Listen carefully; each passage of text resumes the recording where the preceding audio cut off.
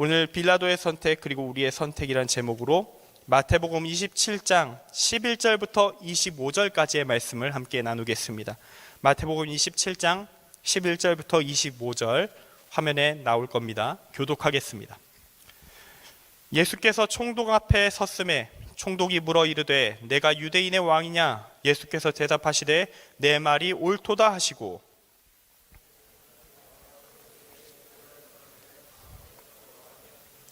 이에 빌라도가 이르되 그들이 너를 쳐서 얼마나 많은 것으로 증언하는지 듣지 못하느냐 하되 명절이 되면 총독이 무리의 청원대로 죄수 한 사람을 놓아주는 전례가 있더니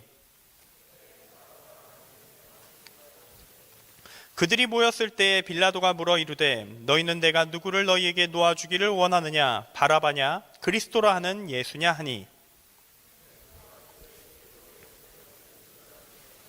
총독이 재판석에 앉았을 때 그의 아내가 사람을 보내어 이르되 저 옳은 사람에게 아무 상관도 하지 마옵소서. 오늘 꿈에 내가 그 사람으로 인하여 애를 많이 태웠나이다 하더라.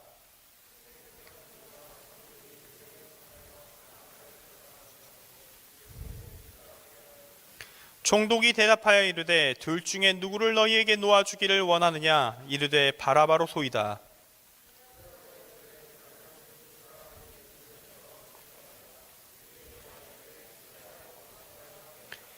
빌라도가 이르되 어찌미냐? 무슨 악한 일을 하였느냐? 그들이 더욱 소리질러 이르되 십자가에 못 박혀야 하겠나이다 하는지라.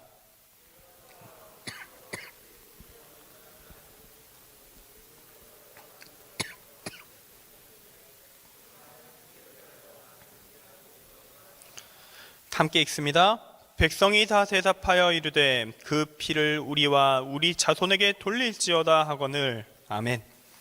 오늘 말씀의 제목은 빌라도의 선택 그리고 우리의 선택입니다. 빌라도의 선택 그리고 우리의 선택. 오늘 말씀의 주인공은 빌라도라는 사람입니다. 예수님 시대 때 유대를 다스리던 로마의 총독이었고 우리가 지금 다루고 있는 이 사도신경의 신앙 고백문에 등장하게 되어서 2000년 가까이 사람들에게 이제 욕을 먹고 있는 사람, 그것이 빌라도가 되겠습니다. 사도신경은 그에 대해서 이렇게 적고 있습니다.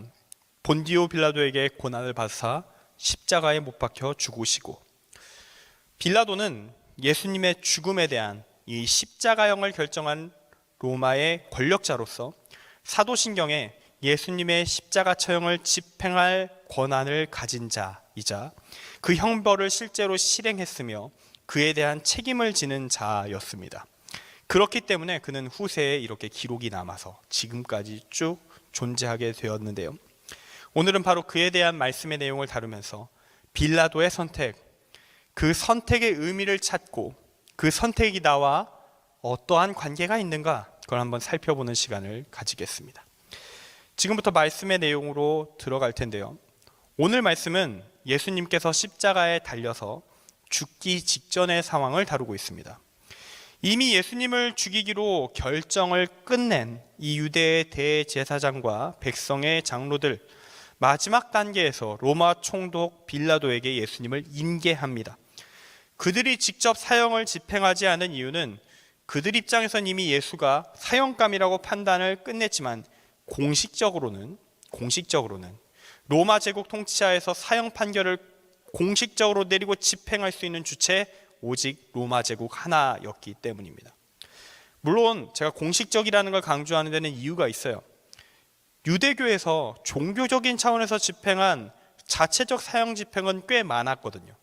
이미 평상시에 법 잘 안 지켰어요. 알아서 그냥 사형 집행하고 살았던 것이 유대교 사회였습니다.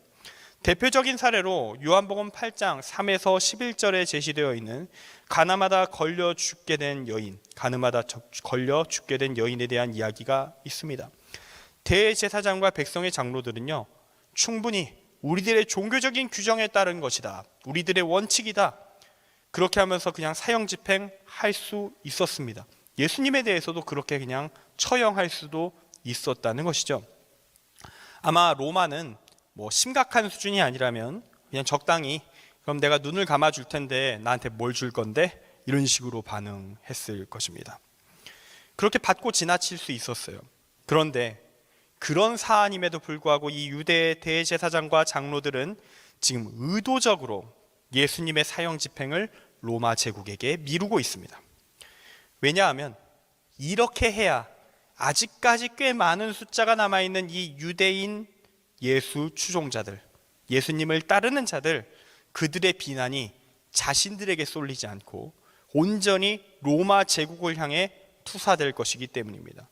자기들이 사형 집행을 하면 유대인들 중에서 있는 예수님을 따르는 사람들과 정면 충돌을 각오해야 돼요. 하지만 사형 집행을 로마 제국이 한다. 그러면 예수의 추종자들의 저항이 있다면 그 저항은 모조리 로마 제국에 대한 반란으로 취급되면서 로마 군대에 의해 진압당할 것입니다. 자기들은 손을 안 쓰고 자기들을 반대하는 세력을 모조리 없앨 수 있는 거예요. 만약 그 로마 제국의 군대가 무서워서 행동을 안 한다, 그것도 괜찮습니다. 제국에 저항한다간 죽는다는 그 공포, 죽음의 공포에 젖은 민중, 이거 선동만 정말 잘하면 예수를 따르는 사람들, 추종자들 모조리 다시 자기 편으로 끌어당길 수 있는 거죠. 그렇게 해서 예수를 죽이는데 동참하도록 유인하면 그들은 배신자이기 때문에 다시 예수에게 돌아갈 수 없을 것입니다. 그렇게 대제사장들과 장로들, 기존 유대 종교의 지배 체계는 공고해지겠죠. 전략적인 판단이었다. 그렇게 해서 로마 제국에게 예수를 넘겼다라고 할 수 있습니다. 생각하면 생각할수록 치밀하고 교묘한 계략이라 할 수 있습니다. 자기들은 그 어떤 피해도 보지 않습니다. 오직 상대편 세력은 그 와해를 시키면서 책임 소재는 로마 제국에게 다 밀어버렸으니까 이렇게 좋은 전략이 어디 있겠어요. 이 교묘한 제2의 전략에 희생자가 된 존재가 있습니다. 바로 오늘 말씀의 주인공 빌라도입니다. 그렇게 예수님께서 이 총독 빌라도 앞에 섭니다. 빌라도가 예수님께 내가 유대인의 왕이냐? 그래도 그렇게 질문하니까 예수님이 내 말이 옳도다 라고 대답하셨습니다. 이것은 진실된 것입니다. 물론 이때의 왕이라는 것은 정치적인 왕이 아니라 종교적 차원에서의 왕, 세상의 창조자이자 통치자이신 참신 하나님이라는 차원에서 이 왕이라는 말이 성립되는 것이지만 말이죠. 이 예수님의 응답을 듣게 되는 이 대제사장들, 장로들 계속 예수님을 비난하면서 신성모독이라 주장하면서 그를 십자가에 못 박으라 이렇게 고발하였습니다. 그리고 그 모든 과정에서 예수님은 그 어떤 변명도 하지 않으십니다. 이 모습을 본 빌라도는 의아해합니다. 조금이라도 변명해 보라고.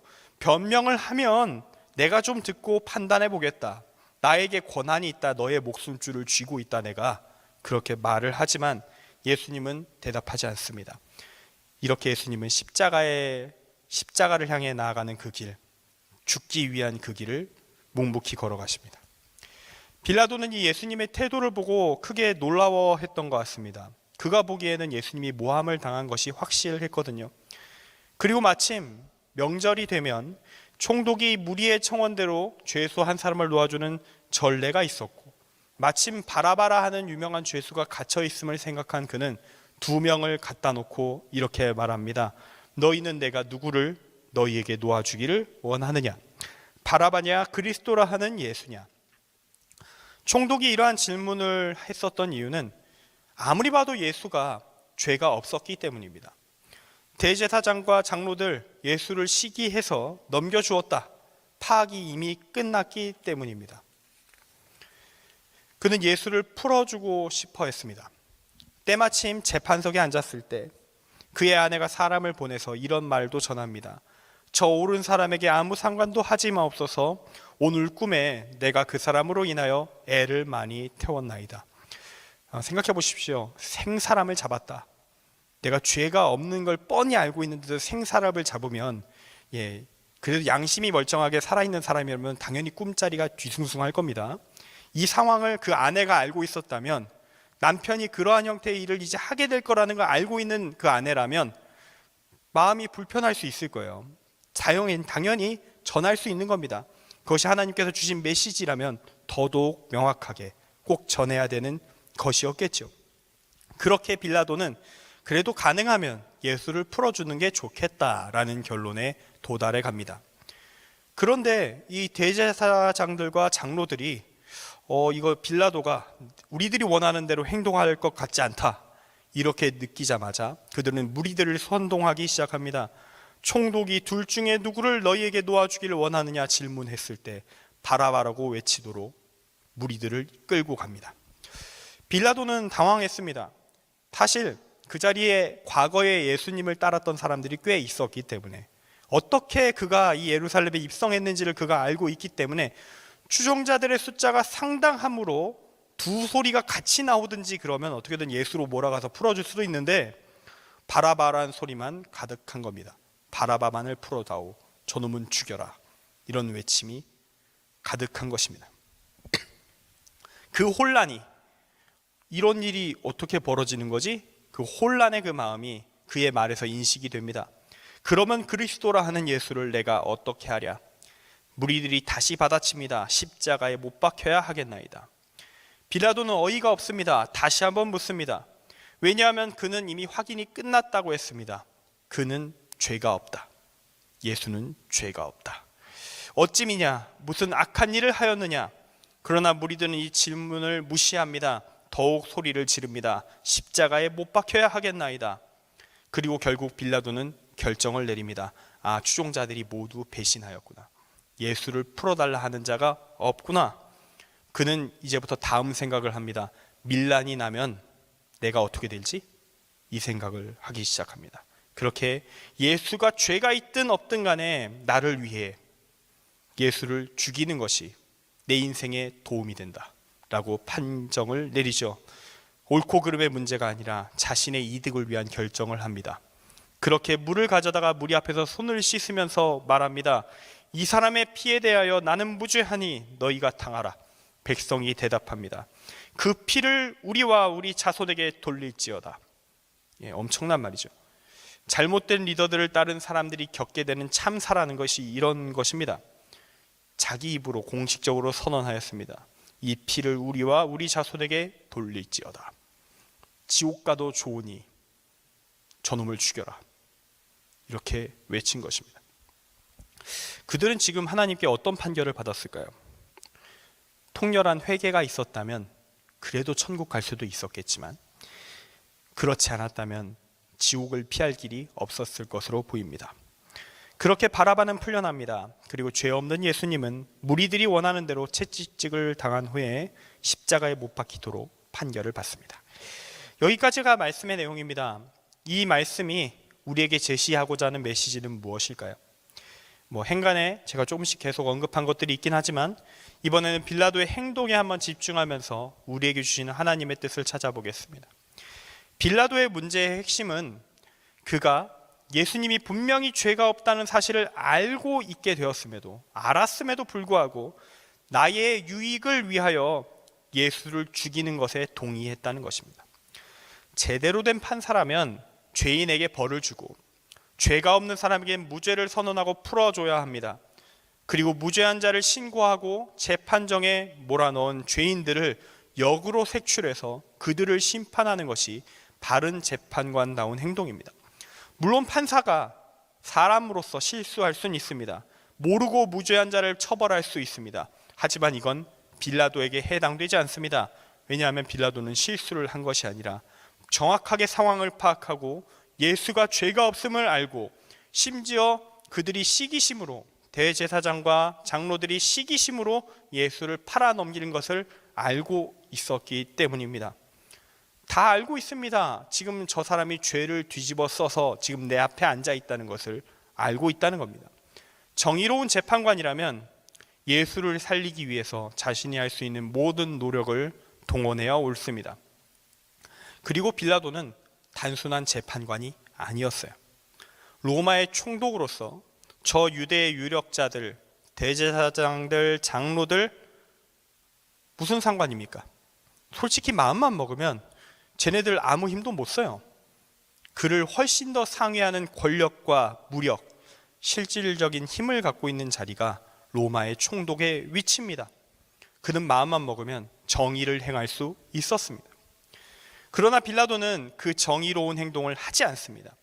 그는 분명 예수님을 동정했고 풀어주려고 시도하였지만 자신에게 불편한 부분들이 생길 수 있는 가능성이 보이자마자 밀란이 생기면 진압을 해야 하는 것이고, 진압 과정 속에서 내 인사고과가 떨어지게 될 것이고, 황제가 나를 어떻게 판정할 것인가를 고민하게 되면서 그는 죄가 없는 예수를 죽이기로 결정합니다. 나의 이득을 위하여. 사실 이때가 어찌 보면 빌라도에게 있었던 마지막 기회, 하나님께서 주신 너는 말고 이 예수를 죽이는 사악한 일에 동참하지 않고 피할 수 있는 마지막 길을 하나님이 허락해 주신 순간이라 할 수 있습니다. 19절 말씀에 아까 제가 말씀드린 그 내용이 있죠. 이렇게 적혀 있습니다. 총독이 재판석에 앉았을 때 그의 아내가 사람을 보내어 이르되 저 옳은 사람에게 아무 상관도 하지 마옵소서. 오늘 꿈에 내가 그 사람으로 인하여 애를 많이 태웠나이다 하더라.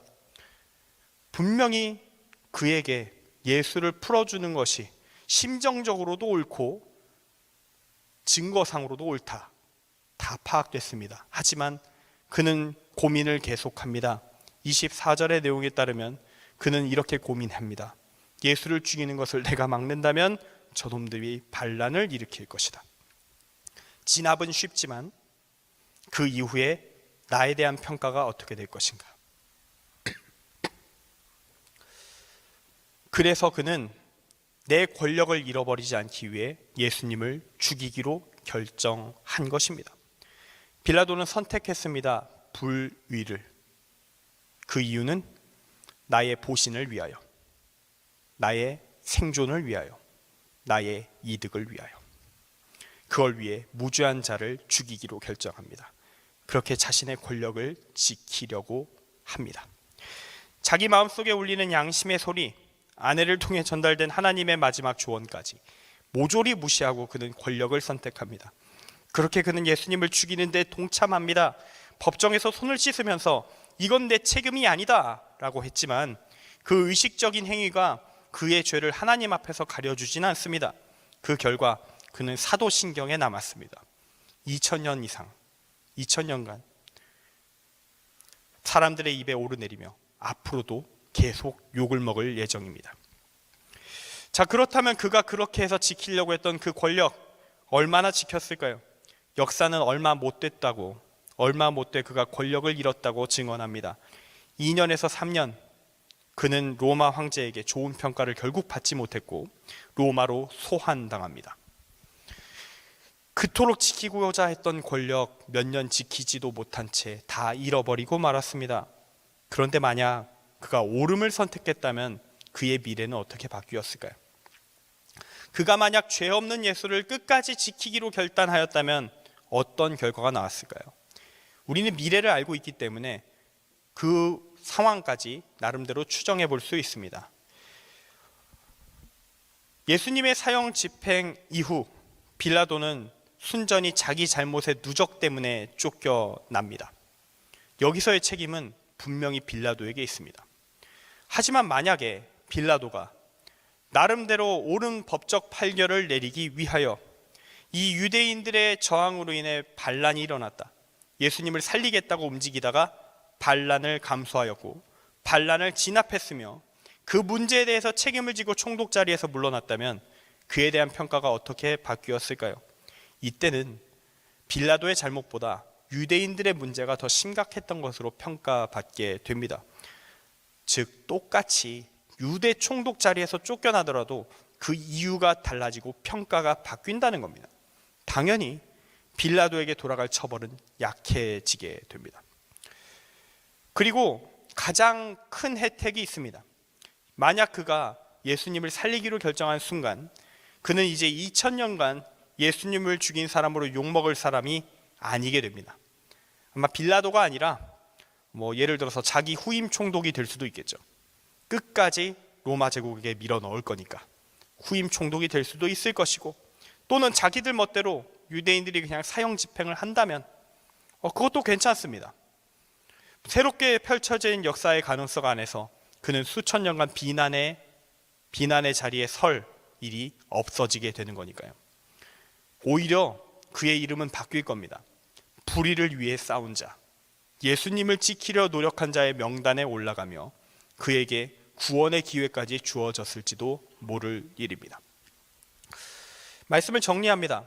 오늘 말씀의 제목은 빌라도의 선택 그리고 우리의 선택이었습니다. 빌라도가 한 것 어떤 선택이었는가? 자신의 이득을 위한 선택이었습니다. 그가 선의를 베풀 의지가 없었느냐? 아니, 그건 아니었어요. 그는 충분한 의지가 있었습니다. 문제는 그의 선이라는 것이 어디까지였느냐? 나에게 피해가 오지 않는 한계선까지는 선하게 행동할 수 있으나 나에게 조금이라도 피해가 온다면 하지 않을 행위, 그게 그가 정한 선의 범주였던 것입니다. 그는 세상을 사랑으로 바라보지 않았습니다. 예수님께서 말씀하신 그리스도인다운 삶, 하나님을 사랑하고 그 하나님과의 사랑의 관계 안에서 나 자신을 사랑하며 나 자신을 사랑하듯 이웃을 사랑하고 끝내는 그 이웃의 범위를 원수까지 확장해 나아가게 되는 악한 자를 선한 길로 이끌어가는 이 땅의 정의를 세워가는 그러한 삶, 사랑의 삶, 그런 것과는 정말 먼 것이 빌라도의 삶이었고 그가 평생 선택해온 인생의 방식이었습니다. 그리고 그 결과는 어떤 것이었습니까? 하나님이 보시기에도 물론이고 세상의 기준으로도 별로 좋은 꼴을 보지 못합니다. 여기서 우리가 생각해 봐야 될 것이 있습니다. 그건 바로 그렇다면 우리의 선택은 어떠한가라는 것입니다. 우리가 삶 속에서 행하고 나는 선택의 내용들을 살펴보십시오. 정말로 우리는 빌라도와 다른 선택을 하고 있습니까? 우리가 선행위를 한다고 했을 때 뭔가 희생이 요구되는 상황, 언제나 자주 있진 않을 거예요. 그래도 희생이 요구되는 상황들을 때로 경험할 겁니다. 보통의 경우는 그냥 선의를 담은 행동을 하는 것만으로 사회적으로도 그렇고 여러 가지 차원에서 좋은 평가를 얻습니다. 그렇기 때문에 좀 희생의 순간을 경험하지 않았다면, 희생이 필요한 순간을 경험하지 않았다면 우리의 사랑의 실제적인 현실은요, 하나님의 기준에서 볼 때는 아직 검증되지 않은 상태일 수 있습니다. 그런데 언젠가는 우리는 경험하게 될 거예요. 선택의 순간을 맞이할 겁니다. 내가 사랑을 선택하는 순간 내 인생에 희생이 따르게 되는 그런 순간을 말이죠. 그리고 보통 그런 순간은 중요한 때입니다. 나의 인생을 결정하는 큰 갈림길에 섰을 때가 그런 순간인 경우가 많을 것입니다. 그때에도 우리는 선을, 하나님의 뜻을 붙잡을 수 있을까요? 반대편을 선택하거나, 아니 굳이 그렇게까지 잘못된 길 선택하지 않더라도 적절히 외면한다면, 눈을 감는다면, 약간의 양심의 찔림을 감수한다면 나의 피해를 줄일 수 있고 없앨 수 있고 때로는 큰 이득을 얻을 수 있는 상황 내 앞에 올 수 있습니다. 그때 바른 선택을 할 수 있겠습니까? 내게 올 피해가 분명하게 보이는 그때 우리는 바른 선택을 할 수 있겠습니까? 우리는 그 선택을 하기 위해 어떤 준비를 또한 해야 할까요? 답은 있습니다. 어떤 준비가 필요하냐? 그것에 대해서 오늘은 얘기하고 마칠 겁니다. 실천이 좀 어렵기는 하겠지만 방법은 있습니다. 그것은 바로 하나님의 말씀을 묵상하는 삶, 기도하는 삶을 일상 속에서 계속 유지해 나가는 것입니다. 하나님과 나와의 연결을, 그 관계를 평상시에 계속 깊게 간직하고 있으면서 큰 결정이 아니더라도 소소한 선택일지라도 주님께 올바른 길이 무엇입니까? 기도하면서 선택해 나아가는 것을 나의 삶의 습관으로 들이는 것입니다. 그렇게 나의 정신에 하나님의 뜻이, 말씀이 자연스럽게 각인되고 나의 삶 속에 하나님의 뜻대로 사는 것이 습관이 된다면 우리는 정말로 중요한 순간을 마주쳤을 때 나의 영혼의 그 각인된 말씀을 따라, 마음판에 새겨진 하나님의 뜻을 따라, 내 몸이 이끌어 나가는 하나님의 뜻에 합당한 습관을 따라 모든 흔들릴 수 있는 유혹의 요소를 넘어서 하나님의 뜻을, 희생 괜찮다, 이것이 옳은 길이기 때문이다. 그것만으로 기뻐하며 나아갈 수 있게 될 것입니다. 저는 이번에 수련회 사진을 딱 올리면서 이제 청년부 밴드를 만들었잖아요. 밴드를 딱 만든 다음에 어느 시점부터 좀 마음을 좀 다잡고 우리 교회 새벽 기도의 말씀을 가지고 가능한 매일 월화수목금 적어도 이 5일을 성경 한 장에 대한 말씀 묵상을 올리고 있습니다. 솔직히 많이 어렵습니다. 하필이면 지금 요한계시록이라 더 어렵습니다. 제가 다른 본문이면 좀 편하게 빨리 끝낼 수 있거든요.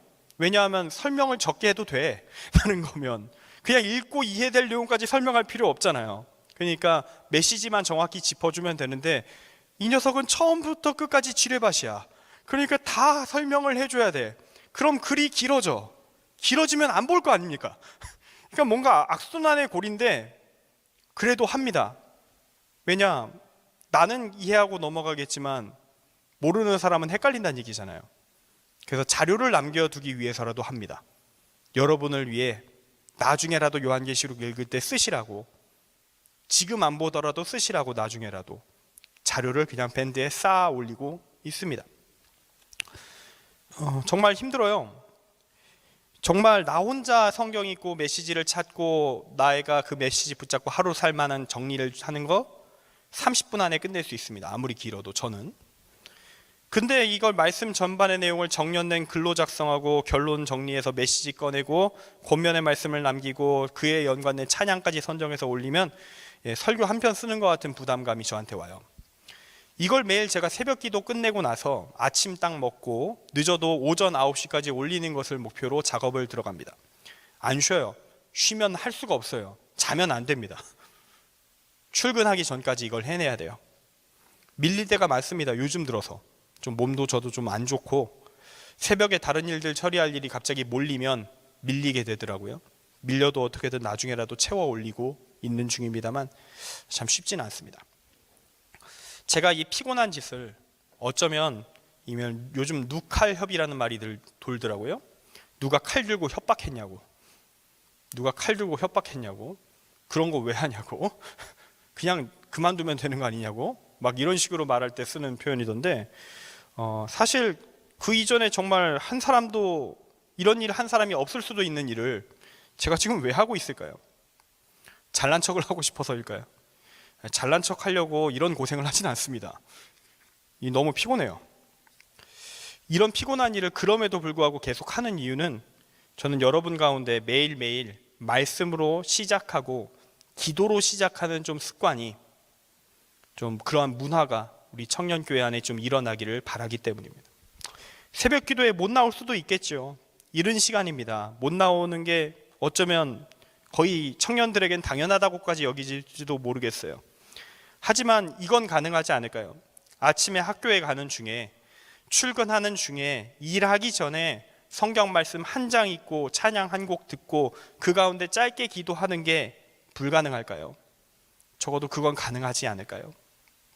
그런 거룩한 습관이 우리 가운데 세워질 수는 없을까요? 그걸 위해 제가 뭘 할 수 있을까요? 고민하다가 그냥 하고 있는 겁니다. 내가 할 수 있는 거라도 하자. 반응이 있든지 없든지 이렇게 가끔 저도 속이 터지기 때문에 이렇게 좀 권면하기도 하고요. 이러한 거룩한 습관이 우리에게 필요합니다. 왜냐하면 우린 솔직하게 교회에서 하나님의 말씀의 영향력 아래 살기보다 세상의 문화의 영향력 앞에 서 있을 때가 훨씬 많아요. 거기 젖어서 삽니다. 하루 중에 성경을 단 한순간도 들여다보지 않고 기도 한 번 하지 않고 살면서 하나님이 우리 삶 속에 일하시길 기대하는 거, 문제를 풀어주시길 기대하는 거 가능한 일일까요? 정당한 일일까요?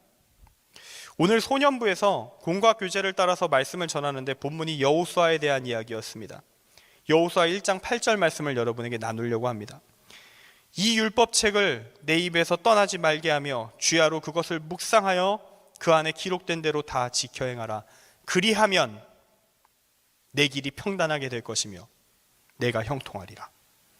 여기서 제일 중요한 건 그리하면입니다. 그리하면, 말씀을 붙잡고 살면, 그러면 내가 너를 도우리라. 이게 성경의 말씀입니다. 우리의 인생 속에서 하나님이 일하시지 못하는 이유가 어디에 있을까요?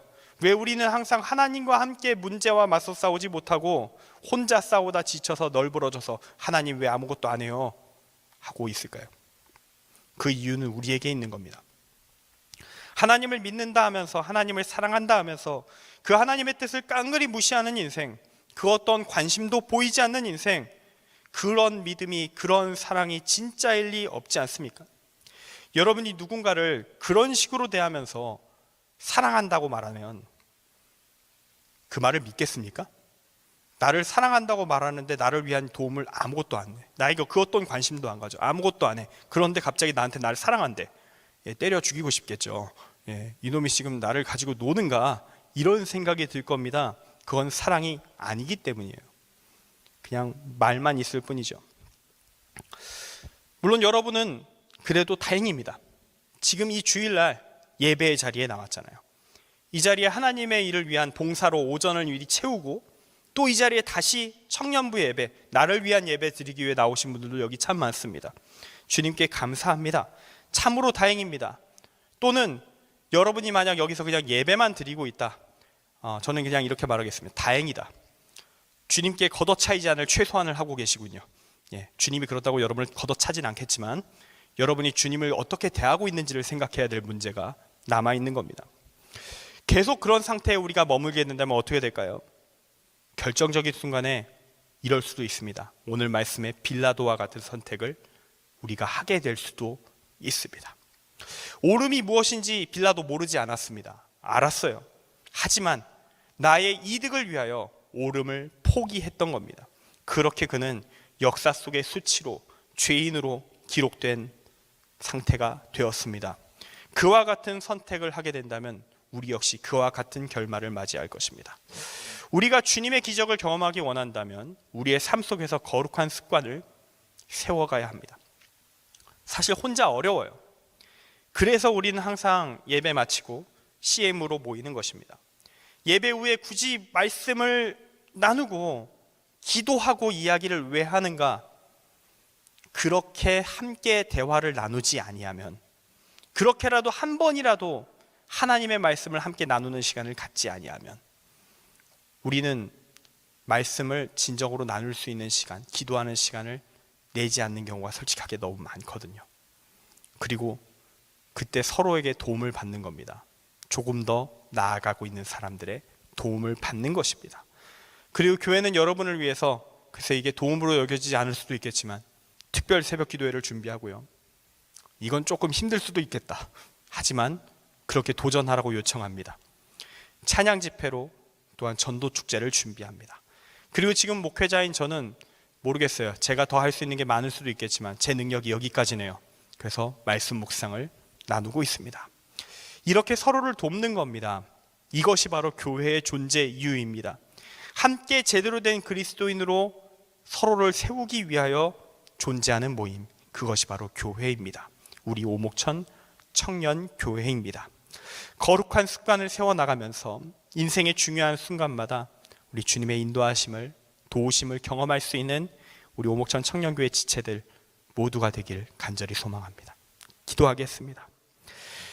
사랑의 주님, 빌라도의 선택, 그 잘못된 선택을 확인하며 내가 지금까지 살아온 삶 선택의 순간들을 돌아보게 하옵소서. 지금까지 다양한 선택을 하며 살아왔으며 그게 주님 보시기에 항상 온전하지 못했음을 고백합니다.